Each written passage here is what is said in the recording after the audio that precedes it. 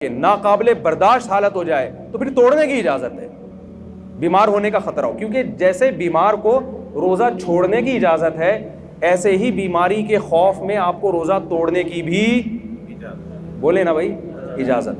जैसे शुगर के पेशेंट ने रोज़ा रख लिया, बाद में देखा शुगर बहुत डाउन हो रही है, हालत ख़राब हो रही है, तो रोज़ा वो तोड़ सकता है। तो अब ये शुगर के साथ ख़ास नहीं है, मज़दूर को अगर ये ख़तरा हो गया कि मुझे प्यास और इतनी ज़्यादा लग रही है कि मैंने अगर रोज़ा नहीं तोड़ा तो मैं बेहोश हो जाऊंगा या खुदा न ख्वास्ता मर जाऊंगा या मेरे शुगर लेवल डाउन होगा, जिससे कोई भी बीमारी होने का ख़तरा है, तो जब उसका ये ख्याल और गालिब गुमान हो कि ऐसा हो जाएगा, तो ऐसी कंडीशन में इस्लाम उसको रोज़ा तोड़ने की इजाज़त देता है।